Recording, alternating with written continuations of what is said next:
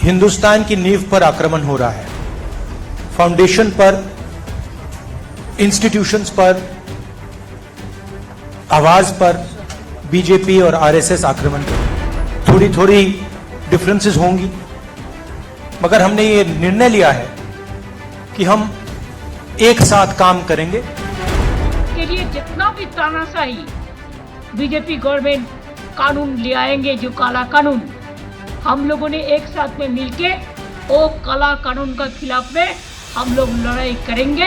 अगर ये चुनाव में फिर वो लोग आ जाए तानाशाही गवर्नमेंट, तो नेक्स्ट अब देश में चुनाव ही नहीं हुआ, ऐसा लोगों को कहना है। 5 बातें जो विपक्ष के लिए सबसे बड़ी चुनौती। मोदी के खिलाफ कैसे होंगे एकजुट। 2024 के महासमर में विपक्ष को एकजुट करने की कवायद कितनी मुश्किल है, इसका अंदाजा तो शायद विपक्ष को भी नहीं है। विपक्षी एकता का दम भरने वाले नीतीश बाबू भी अब पस्त नजर आने लगे हैं।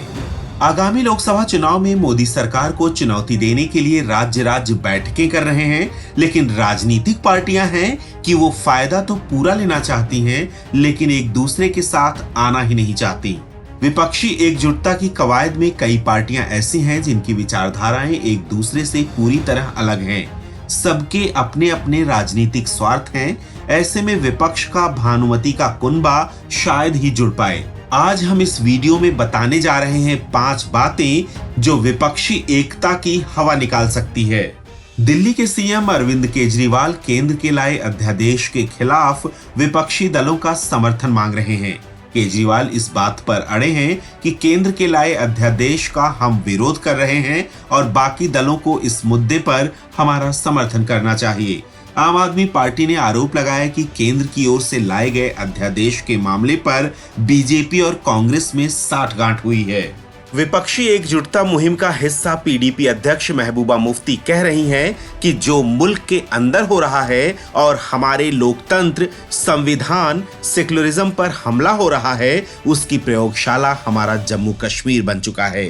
महबूबा मुफ्ती की इस बात पर भले ही विपक्षी नेताओं ने हामी भरी हो, लेकिन महबूबा मुफ्ती जिस विचारधारा से आती हैं, जिस भाषा का प्रयोग वो करती हैं, उसे उत्तर भारत के लोग स्वीकार कर पाएंगे, ये बड़ा सवाल है।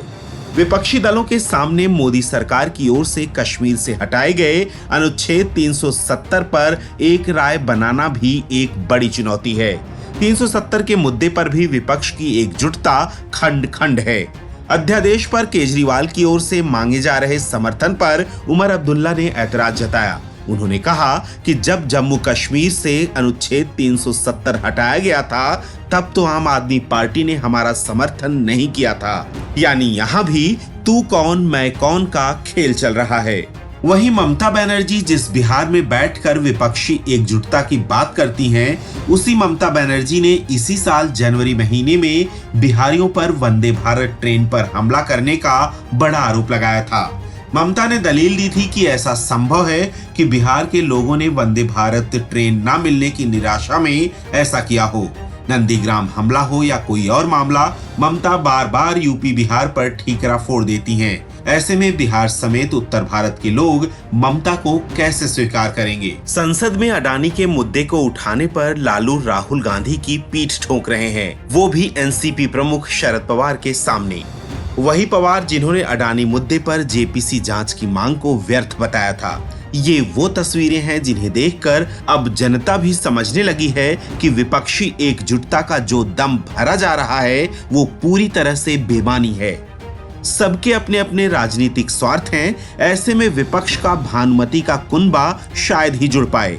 लोकसभा चुनाव तक क्या विपक्ष एकजुट हो पाएगा? विपक्ष का नेता कौन होगा?